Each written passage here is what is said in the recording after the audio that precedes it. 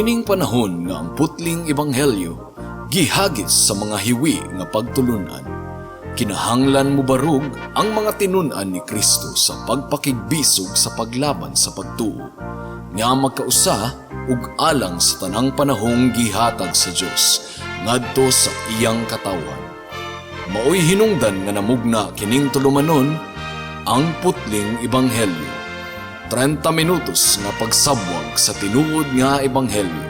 Kauban ni Pastor Jeremias Hangad, ang putling ebanghelyo. Tulumanon nga gihatod kaninyo sa Herald of Grace Radio Ministries Philippines. Ang putling ebanghelyo. Ang putling ebanghelyo.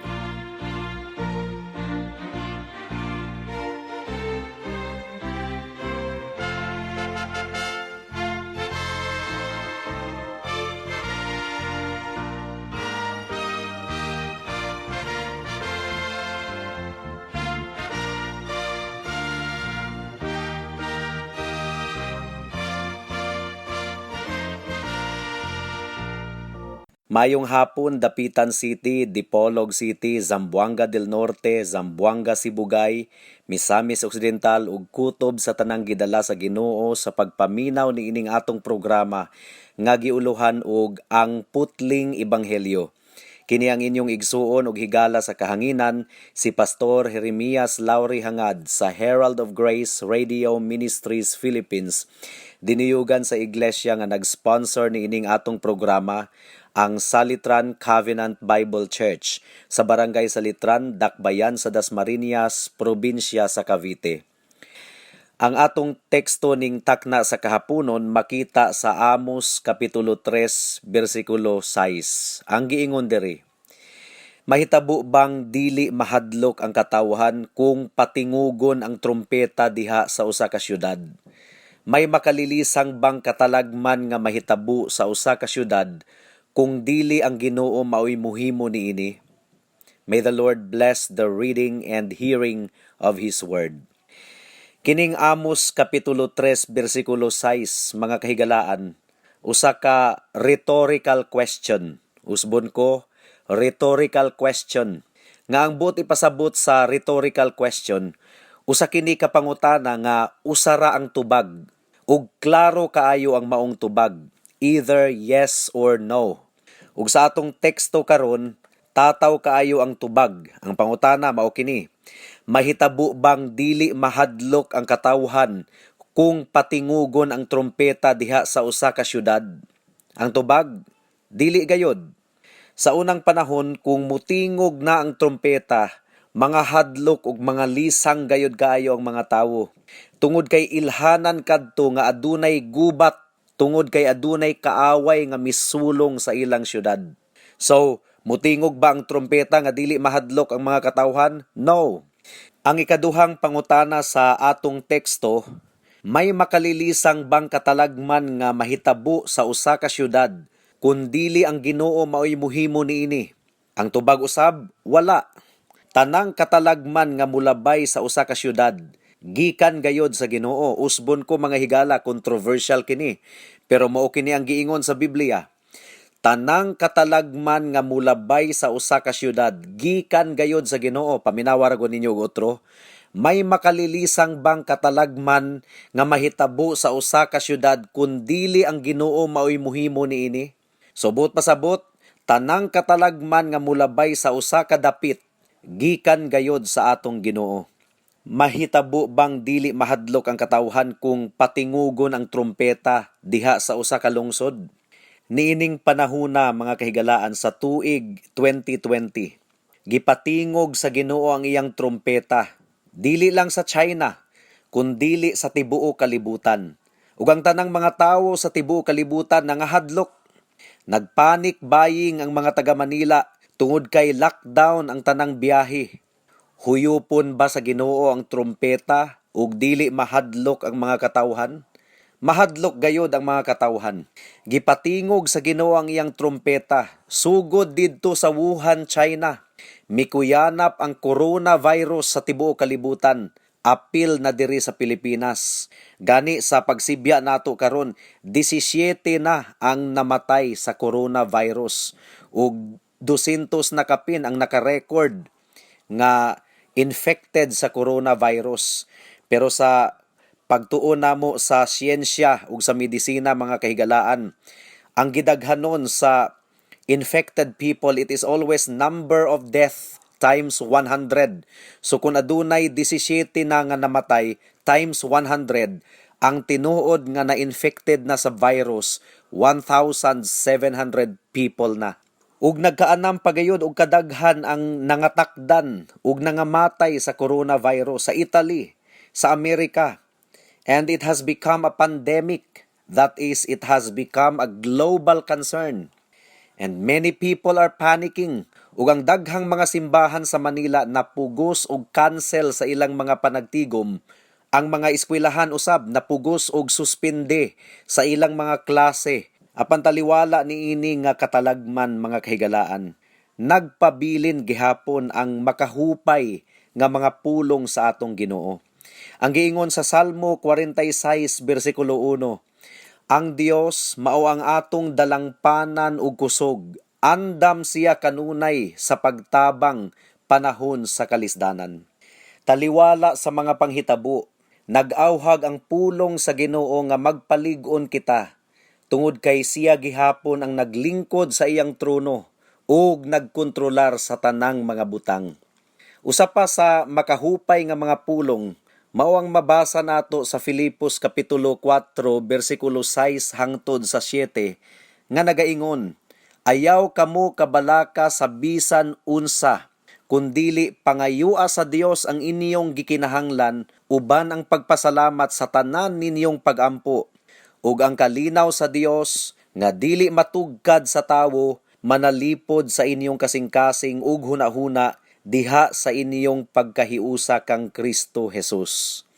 Mao nga ning takna sa kahaponon mga kahigalaan, mamalandong kita niining kamulong nga pandemic nga coronavirus. Ug hinaot nga malamdagan kita niini pinaagi sa pulong sa Dios. Dili na kini dapat natong ikakurat tungod kay ang pulong sa Ginoo nagpasidaan na kanato mahitungod niini.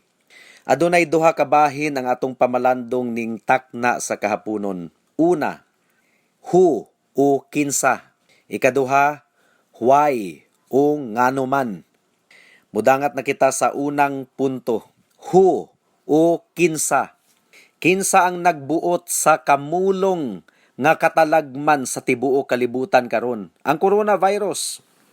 When it comes to calamities like cholera, Yolanda, Undoy, ug uban pang mga katalagman, apil na ang coronavirus mga kahigalaan. Kang kinsa nagikan kining tanang mga katalagman nga miabot sa matag dapit. Pagbuto sa Taal Volcano, apektado tanang mga lumulupyo didto sa duol sa bulkan, mga linog, baha, asa gikan kining tanan. The Bible tells us very clearly, kining tanan gikan sa Dios. Dili ang Dios mao ang tuburan sa kasalanan, apan gikan kaniya ang pagtakda sa tanang mga katalagman nga midangat sa atong katilingban. Ang giingon sa Amos kapitulo 3 bersikulo 6, moabot ba ang kadaot sa usa ka syudad, gawas kung gibuhat kini sa Dios? Ang tubag, dili gayod. Walay katalagman nga mudangat sa usa ka dapit, gawas lamang kung ang Dios ang nagpadala niini. Ang giingon sa Efeso kapitulo 1 bersikulo 11, diha kaniya nadawat nato ang usa ka kabilin nga iyang gitakda ng daan sukad pa sa sinugdanan, sumala sa kabubuton niya nga nagpamuhat sa tanang mga butang, sumala sa iyang tumong ug kabubuton. So you see, ang Dios nagpamuhat sa tanang mga butang, apil na ang coronavirus. Gimbutan kini sa Ginoo. Tungod kay ang Ephesians 1:11 nag-ingon, He works all things. Take note mga kahigalaan, all things according to the counsel of His will. Kinsa ang gadesisyon nga adunay coronavirus sa Wuhan, China ug mukuyanap kini sa tibuok kalibutan? The Word of God is very clear. Ang Dios mao ang nagtakda nga kining tanan mahitabo. Karon sa propesiya ni Amos, gipahinumduman niya ang mga katawhan sa Israel nga bisan og gidagkutan nila ang kasuko sa Dios, gumikan sa ilang kasalanan o gumikan sa ilang mga sala, nagpadala ang Dios kanila og sunod-sunod nga mga paghampak.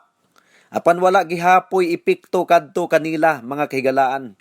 Wala nila makita nga gikan kadtong tanan sa Dios.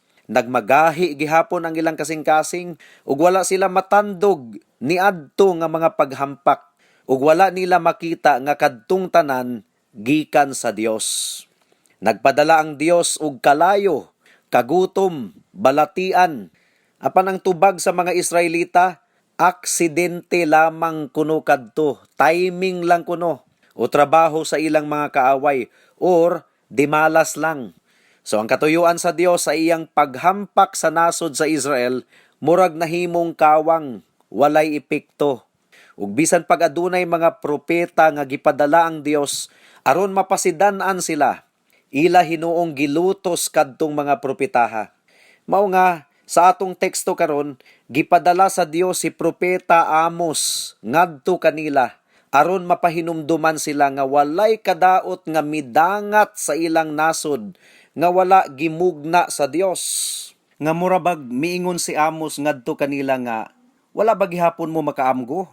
Wala gyud ninyo mahuna-hunai nga ang tanang mga katalagman nga nasinatian ninyo ni adtong milabay nga mga panahon gikan kadtong tanan sa Dios? Kay ngano, aduna bay katalagman nga moabot sa usa ka syudad nga dili gikan sa Dios? So mao kadto ang tema sa mensahe ni propetang Amos ngadto sa mga Israelita mga kahigalaan. Tanang kalamidad nga atong nasinatian, ang Dios ang nagpadala. Mao nga sa tanang mga paghampak nga atong nasinatian, apil na kining coronavirus, kinahanglang matanawan nato ang kamot sa Dios nga nagpanglihok niining tanan. Ug magpaubos kita sa atong kaugalingon at tubangan sa Dios, ilalom sa pagduaw kanato sa Dios pinaagi sa katalagman. This is God's visitation to Wuhan, China. Usa ka nasod nga manlulutos sa mga Christians, sulod na sa ginatos nga mga katuigan hangtod karon. Daghan na kaayong mga Christian missionaries nga gipangpatay didto sa China. Mga Christians, pastors ug missionaries ginalutos didto. Underground ang ilang mga simbahan didto sa China. I mean, ang tinuod nga mga simbahan. Kinahanglang magpaubos kita sa atong kaugalingon. Ngano kahano nga wala man nagpabilin ang coronavirus sa China? Nganong mikuyanap man kini sa tibuok kalibutan? Apektado ang tanang ekonomiya tungod ni ining coronavirus. Asa kini nagikan? Tataw kaayo ang Biblia, kining tanan gikan sa Dios, ug samtang atong giila nga adunay human agency or human guilt nga instrumento sa pagdangat sa daghang mga kalamidad nga atong nasinatian, kinahanglan usab natong ilhon at the same time ang kamot sa Dios nga nagmugna niining tanan. Nasayod kita nga aduna gayoy mga sala nga makamugna og dili maayong bunga. Example, Panultihon Kapitulo 23, versikulo 21, nagaingon, kay ang mga palahubog ug mga hakog musangpot sa pagkawalay nahot. Kung magpunay ka lamang og kaon ug katulog, magkagidlay ka sa dili madugay. So aduna gayoy mga sala nga naturally nagmugna og mga consequences. In fact, tanang sala mga kahigalaan, tanang sala aduna gayoy consequences. Mapobre ka kung palahubog ka og tapulan ka. Mao kini giingon sa Panultihon 23 bersikulo 21. Unsa pa? Kung palaaway ka, likayan ka sa mga tawo. Kung bakakon ka, wala nay musalig nimo. Bisan pag unsay imong buhaton, wala nay musalig nimo kung bakakon ka. Kung masinahon ka, well, miserable ang kinabuhi sa tawong masinahon, mga kahigalaan. Apan, kung ang sala sa mga katawhan hilabihan na gayod kaayo sa usa ka syudad o lungsod, to the point nga nahimo na kining national sin, to the point nga midilaab na kaayo ang kasuko sa Dios sa usa ka dapit, Adunay mga higayon nga labaw pa sa natural consequence ang masinatian sa mga tawo ug ipakita sa Dios ang iyang gahom ug hustisya ug ipanimalo sa Ginoo ang dungog sa iyang ngalan ug mubarog siya batok sa kasalanan. Ug kung atong tun-an ang Biblia mga kahigalaan, puno kaayo kini og national ug international nga paghampak ug katalagman gumikan sa sala sa mga tawo. You want to take a tour sa mga katalagman nga nasinatian sa tibuok kalibutan? Well, ang baha sa tibuok kalibutan sa kapanahunan ni Noe gumikan sa pagkadautan sa mga katawhan. Tanawang nahitabo sa Sodoma ug sa Gomora kung nagbasa mo og Biblia. Gisunog sa Dios ang tibuok syudad sa Sodoma ug Gomora gumikan sa pagkadautan niini. Tanawang nahitabo sa clan ni Korah. Dili lang si Korah kundi ang tibuok niyang banay nga mirebilde kang Moises. Mibuka ang yuta ug gilubong silang tanan nga buhi. Kinsa pa? Si Sennacherib, si Belshazzar ug uban pa. Tanawa usab ang nahitabo sa Jerusalem. Bisan hangtod karon, ang ilang gisinggit ngadto kang Pilato niadtong si Kristo gidakop. Ang ilang giingon, kami mao'y manubag sa kamatayo ni ining tawhana. Kami ug ang among mga anak, mo gyud to ang ilang gipamulong. Ilansang siya sa krus. Ug ilang gibaylo si Jesus kang Barabas nga tulisan. Ug unsay nahitabo sa Israel hangtod karon mga higala. Giani nila ang ilang gipamulong sulod sa daghan na kaayong mga siglo. Ug niadtong panahon ni Hitler, sila ang gidumtan kaayo ni Hitler to the point nga gipamatay ni Hitler ang 6 milyon nga mga Hudiyo. Daghan kaayong mga katalagman nga abi nato og tsansa lang apan gikan gayud di ay kadto sa Ginoo. Kanus kini mahitabo kung hilabihan na gayud kaayo ang pagkadautan sa mga katawhan. Sa nasod sa Israel, ang pagsimba sa mga Dios-Dios mao gayud ang ilang national sin. Mao nga gisilutan sila sa Dios og sunod-sunod nga katalagman hangtod nga giluwa sila gikan sa yutang gisaad ug gibihag sila ngadto sa Babilonia. Ilang gibaylo ang tinuod nga Dios sa mga Dios-Dios nga gikan sa Babilonia. So giluwa sila sa Dios ug gibalibag ingon nga mga bihag didto sa Babilonia, tibuok nasod sa Israel. Karon, kung masinatian sa atong nasod ang espada sa Dios, gumikan sa grabe kaayo nga sala niini, well, duty og responsibilidad sa mga katawhan sa Dios nga makigbisog batok sa maong sala, nga mao'y hinungdan sa espada nga midangat sa atong nasod. Umaw ka na hinungdan mga kahigalaan, nganong nagawali kita batok sa sala sa pagsimbag mga Dios-Dios, usa sa mga national sins diri sa Pilipinas. It is our duty as a church that we will wage war against that national sin. Ug kinahanglang hinumduman nato kanunay nga walay katalagman nga mudangat sa usa ka syudad nga dili gikan sa Dios.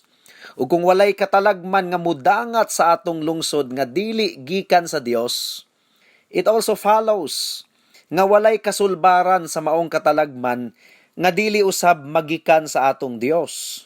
Mao nga mudangup kita sa Dios sa bug-os natong kasing-kasing aron madawat nato ang iyang kaluoy.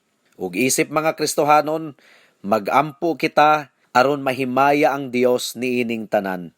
It is our duty to pray and to proclaim the word of God in this time of calamity. Alang sa mga katawhan sa Dios, responsibilidad usab nato nga mahimong ehemplo sa tanang mga tawo diha sa kalinaw sa hunahuna ug dili magbagutbot sa mga kalisod nga atong nasinatian. Kay ngano man, tungod kay nagsalig kita sa Dios nga mao ang nagkontrolar sa tanang mga butang. People are looking at us. Kung ang mga Kristohanon magpanik pod, wala tay kalainan sa tanang mga katawhan sa kalibutan. Ang giingon ni Job, bisan pagpatyon ko sa Ginoo, musalig gihapon ko kaniya. Hinaot nga mao kini ang itatak nato sa atong alimpatakan. Ang Dios ang nagkontrolar sa tanang mga butang, mao nga musalig lamang kita kaniya. Mudangat na kita sa ikaduhang punto. Nganong gibuhat man kini sa Dios? Nganong gitugot man niya nga mudangat ang coronavirus? Well, mao kini ang atong pamalandong karong sunod semana actually, mga kahigalaan. Atong i-explore ang tanang giingon sa Biblia.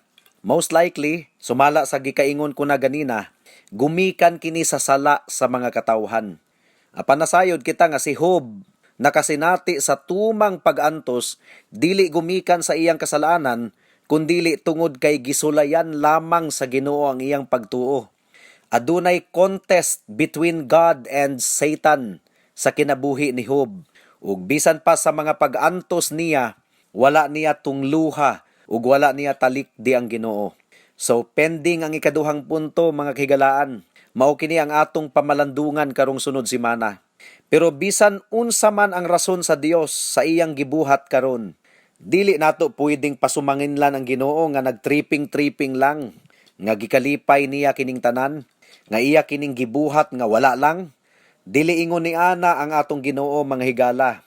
Yes, kinahanglang musilot siya sa sala. Apan sa iyang pagsilot sa sala, wala niya kini gikalipay. Matod pa sa Biblia, God doesn't have any pleasure in the death of the wicked. Out of necessity, kinahanglang silutan sa Dios ang mga makasasala, gumikan kay Dios man siya sa hustisya. Apan sa iyang pagsilot sa mga makasasala, wala gayod niya kini ikalipay. Sa laing bahin, nag-awhag siya sa mga katawhan nga muduol kaniya aron makabaton og kinabuhing dayon. So despite the heavy situation that we are facing, we are most assured that it comes from the most loving, merciful, compassionate, and sovereign God. Daghang posibleng rason. Posible nga nakig-istorya ang Dios kanato pinaagi niini nga virus. Walay gibuhat ang Dios nga aksidente lamang. Ang tanan niyang gibuhat adunay tumong ug katuyuan. It could be nga sinugdanan na kini sa mga ilhanan sa haduol na nga pagbalik sa Ginoo. It could be. Pwede usab nga gi-remind lang kita sa Ginoo nga mangandam sa atong pag-atubang kaniya. Prepare to meet thy God. Atong iampo, mga kahigalaan, nga taliwala sa tunglo ug kasuko sa Ginoo, hinumduman niya ang iyang kaluoy. Mao kana ang giingon sa Habakuk kapitulo 3 bersikulo 2. Ato usab nga iampo ang mga doctors ug mga nurses ug mga pulis nga mga frontliners sa pagsugpo niini nga virus. Ato usab nga i-grab ang higayon nga mas makaampo kita og duro alang sa atong mga kababayan. Labaw sa tanan, atong imantala ang atong Ginoong Hesukristo taliwala niining kalibutan nga puno sa mga kagubot ug mga katalagman ug mga kalisdanan. Dili kinahanglang magpanik ang tanang mga anak sa Dios, tungod kay nagsaad siya kanato nga ang tanang mga butang musangpot alang sa ikaayo sa tanang mga katawhan sa Dios. Roma kapitulo 8 bersikulo 28. Bisag unsay mahitabo, mga higala, walay makapahimulag kanato gikan sa gugma sa Dios kung ikaw anaa kang Hesukristo. Sa katapusan, atong hinumduman nga wala gi-exempted sa Ginoo ang iyang anak nga si Hesukristo gikan sa mga pag-antos. Nag-antos ba kita? Nakasinati ba kita og kalisdanan? Dili exempted ang atong Ginoong Hesukristo. Ang giingon sa Roma kapitulo 8 bersikulo 32, wala magdumili ang Dios sa pagtugyan sa iyang anak ngadto sa kamatayon alang kanatong tanan. Gimbutan sa Dios nga makasinati ang iyang anak sa tumang pag-antos. Ang giingon sa Isaias kapitulo 53 bersikulo 6, kitang tanan sama sa mga karnero nga nasalaag ug wala musubay sa hustong dalan. Apan siya'y gidakdakan sa Ginoo sa tanantang kasalanan. Nahigugma ang Dios sa mga makasasala nga susama kanato. Mao nga mianhi siya aron mag-antos alang kanato ug aron pagaluwason kita gikan sa pinakadakong katalagman sa tanan. Unsa man kining pinakadakong katalagman sa tanan, mas hadlok pa kaysa coronavirus, mas hadlok pa kaysa AIDS. Unsa man kini? Ang mag-antos didto sa impyerno ug wala na gayoy paglaom pa nga mapasiguli sa atong Dios. Higala mahitabo kini kanimo kung magpabungol-bungol ikaw sa tawag sa Ginoo kanimo, nga maghinulsol sa imong mga sala ug mutuo ug musalig lamang kang Kristo alang sa imong kaluwasan. Gidawat ug giantos ni Jesus ang kinatibuk ang tunglo ug kapungot sa Dios tungod ug alang sa mga makasasala. Atong itutok ang atong pananaw kaniya diha sa tinuod nga pagtuo ug pagsalig. Ang atong teksto karon anaa sa Amos kapitulo 3 bersikulo 6. Apan muatras ta og jutay sa bersikulo 3 sa atong aplikasyon karon. Ang giingon diri, magkuyog ba ang duha ka tawo gawas kung sila magkasinabot? Unsa man ang obvious nga tubag higala? Dili gayod. Imposibleng magkuyog ang duha ka tawo kung dili sila magkasinabot. Mga higala, kinahanglang muuyon ka kang Kristo. Adisir ka makalakaw kauban kang Kristo. Kinahanglang muuyon ikaw kaniya ug musunod sa iyang kabubuton. Kinahanglang tagbuon mo siya sa dapit nga ginganlan og Kalbaryo, diin nagbarog ang old rugged cross. Kinahanglang makigtagbo kaniya didto ug dawato nimo ang iyang gibuhat nga pagsakripisyo ug pagpaula sa iyang dugo, ang iyang kamatayon ug pagkabanhaw aron ikaw mapasiguli ngadto sa Dios. Higala, kung hangtod karon wala ka pa makabaton sa grasya sa kaluwasan, basin og usa ka sa mga nakuyawan ug nahadlok niining simanaha tungod sa coronavirus, basin og nakapasubo kini kanimo, mas grabe pa niini ang pag-antos nga naghulat sa tanang nagdumili kang Kristo. Si Kristo lamang ang bugtong mong paglaom, paghinulsol sa imong mga sala ug salig lamang sa dugo ni Hesukristo. Balik sa Dios. Siya nagahampak aron iya kitang ayuhon ug tuliron. Siya nagasamad aron iya kitang hupayon. Kung nasamad ang imong kasing-kasing higala, tungod kay nakita na gayud nimo karon nga nahailalom ka sa tunglo sa Dios gumikan sa imong kasalanan, iya usab ikaw nga pagaayuhon kung itutok nimo ang imong pagtuo ug pagsalig kang Hesus lamang sa iyang hamili nga dugo alang sa imong kaluwasan. Buhata kini karon na jud, kay basin og karong taod-taod ulahi na ang tanan. Amen. Hangtod din hilang kita taman sa atong pagtuon karong taknaa tungod kay wala na kitay oras pa. Ako kamong padayon nga giimbitar sa pagpaminaw niining atong programa sa matag Sabado, alas 4 hangtod sa alas 4:30 sa hapon dinhi sa Radyo Bibo. Daghang salamat.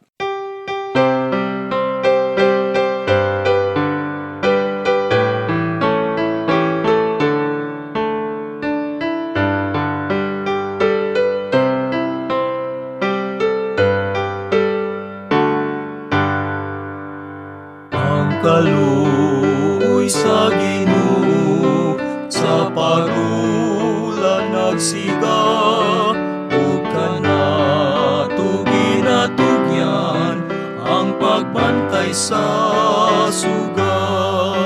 Ang suga mo pasiga ngadto sa mga balud, kay adunay nangalunod kinahanglan luwason. Ang kangit-ngit mi kuyanak naghuros na ang unos, ang mata sa nangalunod nagpangita sa suga. Ang suga mo pasiga ngadto sa mga balud, kay adunay nangalunod kinahanglan luwason. Ang suga mo pasiga sa mapintas nga balud, ang mga nangaanod